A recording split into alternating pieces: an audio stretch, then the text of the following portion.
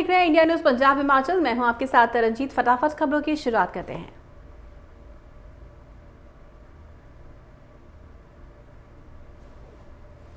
देश में आज सरदार वल्लभ भाई पटेल की 145वीं जयंती मनाई जा रही है। पीएम मोदी ने ट्वीट किया कि राष्ट्रीय एकता और अखंडता के अग्रदूत लौह पुरुष सरदार वल्लभ भाई पटेल को उनकी जन्म जयंती पर विनम्र श्रद्धांजलि। प्रधानमंत्री मोदी के केवड़िया में स्टैच्यू ऑफ यूनिटी पहुंचे, जहां पर पीएम मोदी ने सरदार पटेल की भव्य प्रतिमा पर पुष्पांजलि अर्पित की। प्रधानमंत्री मोदी ने केवड़िया में राष्ट्रीय एकता दिवस परेड का निरीक्षण किया और परेड की सलामी ली। इसी परेड में देश की सभी सुरक्षा एजेंसियों के जवान शामिल हैं। परेड से पहले पीएम मोदी ने सुरक्षा एजेंसियों के जवानों को राष्ट्रीय एकता और सुरक्षा की शपथ दिलाई।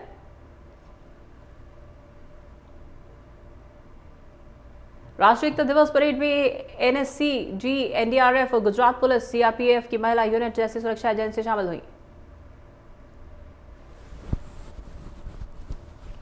राष्ट्रीय एकता दिवस परेड के बाद प्रधानमंत्री मोदी ने कहा कि हम सरदार साहब की इस गगनचुंबी प्रतिभा के सदी में भारत की प्रगति का प्रण दोहरा रहे हैं। पीएम ने कहा कि केवड़िया में कुछ ही दिनों में विकास के कई कार्य हुए हैं। जल्द ही ये स्थान दुनिया के पर्यटन मानचित्र पर छाने वाला है। पीएम मोदी ने कहा कि सरदार पटेल ने सैकड़ों रियासतों को एक किया। सरदार पटेल ने रियासतों को जोड़कर हिंदुस्तान को वर्तमान स्वरूप दिया। पीएम ने कहा कि ये भी अद्भुत संयोग है कि आज ही वाल्मीकि जयंती भी है। आज हम भारत की जिस सांस्कृतिक एकता का दर्शन करते हैं उसे एक और जीवंत और ऊर्जावान बनाने का काम सदियों पहले आदि कवि महर्षि वाल्मीकि ने किया था। प्रधानमंत्री मोदी ने कहा कि कोरोना संकट में देश ने जिस एकता के साथ इसका मुकाबला किया, ऐसी ही एकता की कल्पना सरदार वल्लभ भाई पटेल ने की थी। पीएम ने कहा कि कश्मीर में धारा 370 को हटे हुए 1 साल हो गए। 31 अक्टूबर को कश्मीर से धारा 370 हटा दी गई थी। प्रधानमंत्री ने पुलवामा हमले का जिक्र करते हुए कहा कि जब हमारे देश के जवान शहीद हुए थे उस वक्त भी कुछ लोग राजनीति में लगे हुए थे।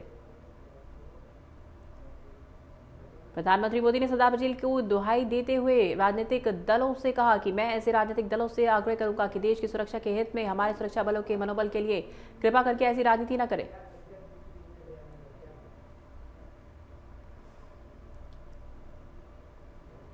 होशियारपुर के जलालपुर गांव में 6 साल की बच्ची के साथ दुष्कर्म और हत्या के बाद राजनीतिक पार्टियां पीड़ित परिवार के साथ दुख साझा कर रही हैं।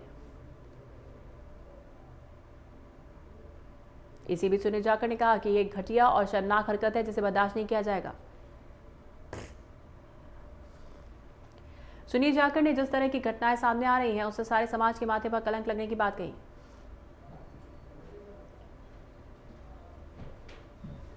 होशियारपुर के जलालपुर गांव में 6 साल की बच्ची के साथ दुष्कर्म और हत्या का मामला नीलम अरोड़ा ने माननीय एडिशनल सेशन जज की अदालत में चालान पेश कर दिया है। अब इस मामले में 11 नवंबर को वीडियो कॉन्फ्रेंसिंग के जरिए अदालत में आरोपियों की पेशी होगी।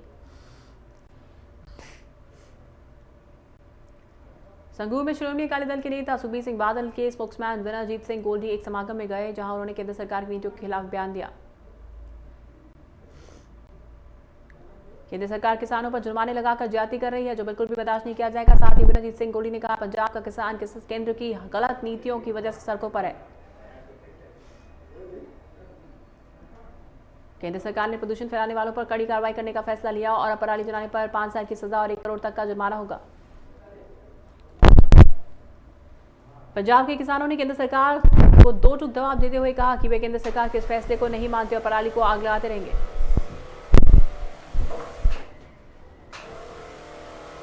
बीजेपी के सीनियर नेता और पूर्व केंद्रीय राज्य मंत्री विजय सांपला ने कहा कि केंद्र की टीम ने पंजाब की कोर कमेटी को दिल्ली बुलाया है, वहां पर पंजाब की समस्याओं पर बात की जाएगी।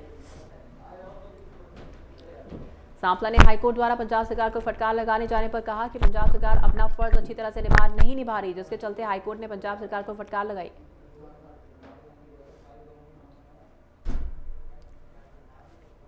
पंजाब में बिजली के संकट पर बोलते हुए सांपला ने कहा कि पंजाब सरकार ईमानदारी से अपना फर्ज नहीं निभा रही और उनकी करनी और कथनी में खोट है।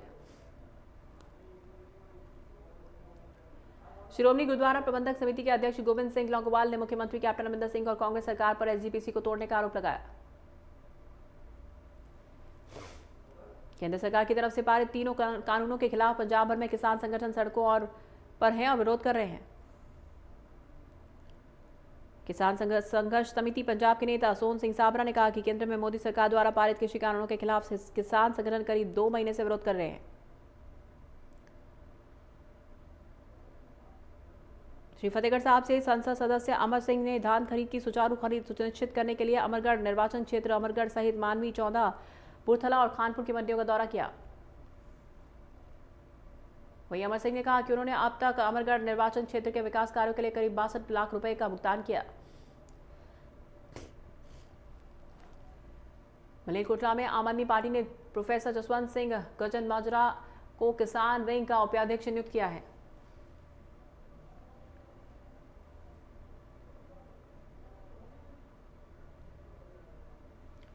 पंजाब में पिछले धान की खरीद का सीजन समाप्त हो चुका है और अब तो 2020 का सीजन चल रहा है, लेकिन पंजाब सरकार की ओर से पूरे पंजाब का धान का सीजन 131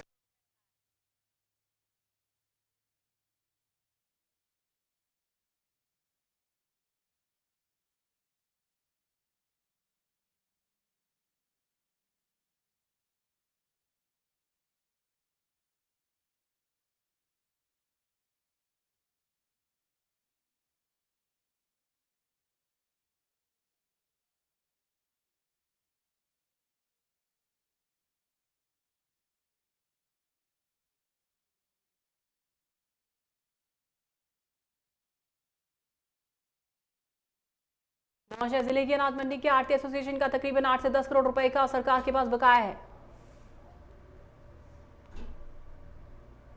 भुगतान न होने को लेकर आढ़ती एसोसिएशन में रोष देखा जा रहा है। नवांशहर अनाज मंडी एसोसिएशन के प्रधान मनजिंदर सिंह बालिया ने बताया कि नवांशहर अनाज मंडी का करीब 10 करोड़ रुपए का भुगतान अभी तक नहीं हुआ।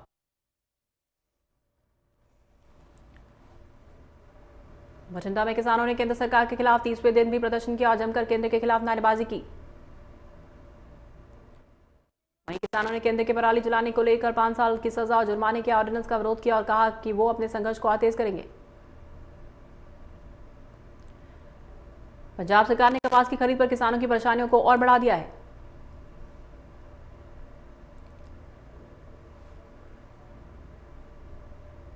किसान जथेबंदियों की तरफ से रेल आवाजाही खोलने और एक दिन कोयले की सप्लाई मिलने के बाद मानसा के गांव बनावाली में स्थापित 1980 मेगावाट क्षमता वाले तलवंडी साबो थर्मल प्लांट के तीनों यूनिट फिर से बंद हुए। थर्मल प्लांट को कोयला सप्लाई भारतीय किसान यूनियन उग्राहा की तरफ से रेल लाइन पर धरना लगाकर बंद कर दी गई है, जिनका कहना है कि सरकार प्राइवेट थर्मल प्लांटों की जगह सरकारी थर्मल प्लांटों को चलाए।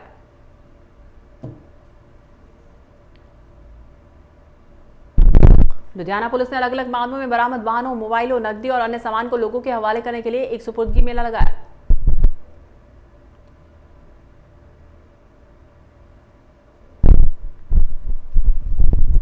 गुरदासपुर के सरहदी कस्बा दीनानगर में देर रात एक ड्रोन दिखाई दिया, जिस पर जवानों ने फायरिंग की।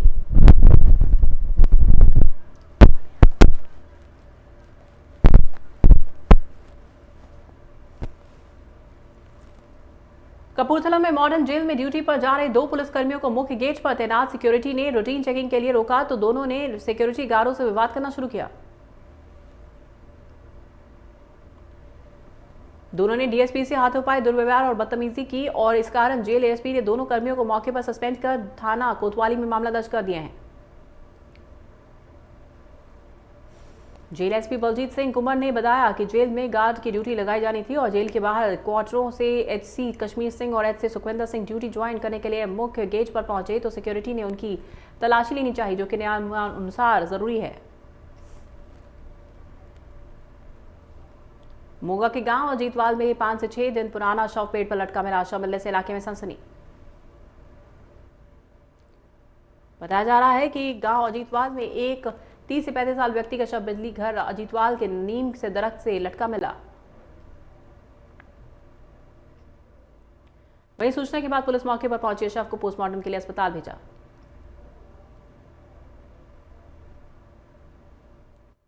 कपूरथला के शिकारपुर गांव में बुजुर्ग दंपति की हत्या का मामला सामने आया, जहां दंपति की तेजधार हथियार से गला रेतकर हत्या की गई। हत्या के पीछे लूट का इरादा बताया जा रहा है। आपको बता दें कि दोनों दंपति घर में अकेले रहते थे। मुक्तसर साहब में संदिग्ध हालत में शख्स की मौत का मामला सामने आया, जहां परिजनों ने बीजेपी नेता पर बेटे को प्रताड़ित करने का आरोप लगाया। मृतक के परिजनों का कहना है कि जब तक बीजेपी नेता की गिरफ्तारी नहीं हो जाती तब तक वो अंतिम संस्कार की रस्म नहीं अदा करेंगे। बीजेपी नेता तस्लीम गोयल दिनेश को धमका रहा था, जिसके 2 दिन बाद दिनेश की मौत हुई।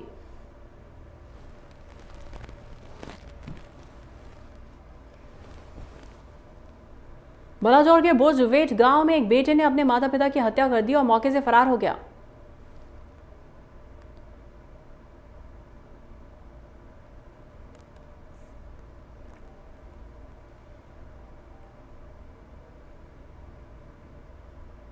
लुधियाना की रहने वाली 8 साल की इनायत वर्मा ने बॉलीवुड में एंट्री कर अपने माता पिता का नाम रोशन किया है, तो वही लुधियाना का नाम भी रोशन किया।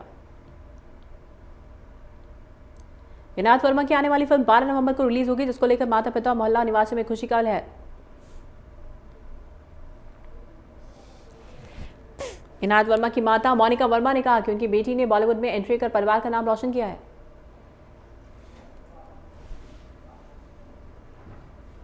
प्रदेश सरकार की तरफ से जहां कॉलेजों में पढ़ रहे छात्रों को 1 साल का प्रमोशन देकर बड़ी राहत दी गई है, वहीं अन्य संस्थान के छात्रों ने भी अब उन्हें प्रमोट करने की मांग उठाई। इसी के चलते जिला कुल्लू के मुख्यालय डालपुर स्थित डीसी कार्यालय में भी नर्सिंग संस्थान में पढ़ रही छात्राओं ने एक ज्ञापन डीसी कुल्लू को सौंपा। वहीं इस ज्ञापन के माध्यम से छात्राओं ने प्रदेश सरकार से आग्रह किया है कि जिस तरह से यूजीसी के छात्रों को 1 साल के लिए प्रमोट किया गया है, वैसे ही नर्सिंग के छात्राओं को भी इसका लाभ दिया जाना चाहिए। हिमाचल सरकार ने 19 पुलिस अधिकारियों के तबादले कर दिए हैं। एचपीएस अधिकारियों में सुरेंद्र कुमार डीएसपी बसी, अभिमन्यु वर्मा डीएसपी नैना देवी, संजीव कुमार 1 डीएसपी डरो, धर्मचंद डीएसपी मैक्लोडगंज, रेणु कुमारी डीएसपी पीटीसी दरो आदि शामिल। हिमाचल के राज्यपाल बंडारू दत्तात्रेय ने कहा कि साइबर अपराध को रोकने के लिए पुलिस विभाग में अलग से साइबर अपराध विभाग होना चाहिए। साथ ही उन्होंने अपराध विषय पर राजभवन में समीक्षा बैठक की अध्यक्षता करते हुए इन अपराधों के आंकड़ों पर पुलिस विभाग के प्रयास की सराहना की।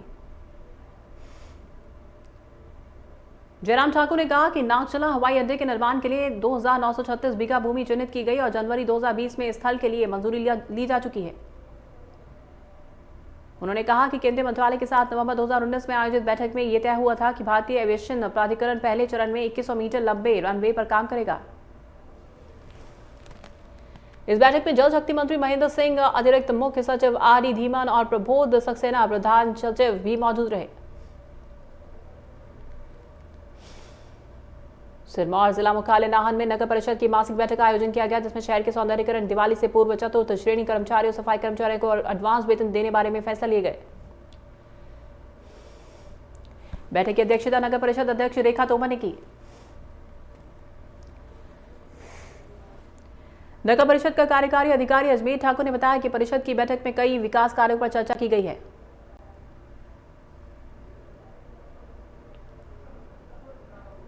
केंद्र सरकार ने अब मिठाई को लेकर नए नियम बनाए हैं, जिसके तहत सभी मिठाइयों पर एक्सपायरी तिथि भी सुनिश्चित की जाएगी। इसी को लेकर स्वास्थ्य विभाग के फूड सेफ्टी विभाग ने नाहन में मिठाई व्यापारियों के लिए एक बैठक का आयोजन किया। सहायक फूड कमिश्नर डॉक्टर अतुल कायस ने बताया कि सरकार के मिठाई संबंधी नए नियमों की जानकारी देने के लिए बैठक रखी गई है। चंबा के सलोनी मार्ग पर सड़क हादसा हो गया, जिसमें कार सवार एक शख्स की मौत। औद्योगिक क्षेत्र बद्दी से एक 12 साल का बच्चा 13 अक्टूबर से लापता है, जिसका अभी तक कोई अता पता नहीं।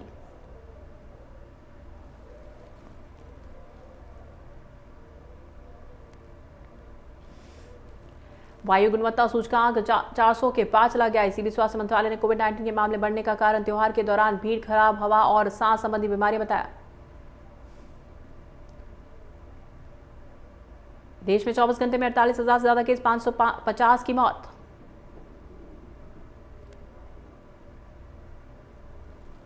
महाराष्ट्र में कोरोना से एक दिन में हुई 127 मरीजों की मौत, कुल मौत का आंकड़ा 43,000 के पार।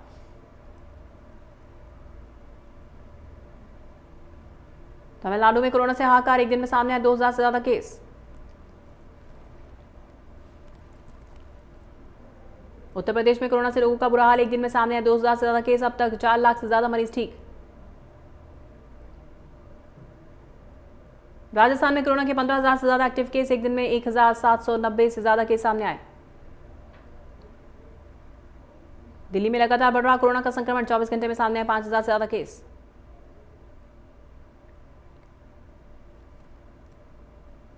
आंध्र प्रदेश में एक दिन में सामने आए कोरोना के 2000 से ज्यादा केस, मरीजों का आंकड़ा हुआ 8 लाख के पार। हरियाणा में कोरोना मरीजों का आंकड़ा हुआ 1 लाख के पार, पिछले 24 घंटे में मिले 1650 केस। पंजाब में कोरोना के 431 नए मामले, जिसके बाद कुल संक्रमितों की संख्या 1,33,000 के पार। पंजाब में कोरोना के 4101 एक्टिव केस। हिमाचल प्रदेश में कोरोना के 101 नए मामले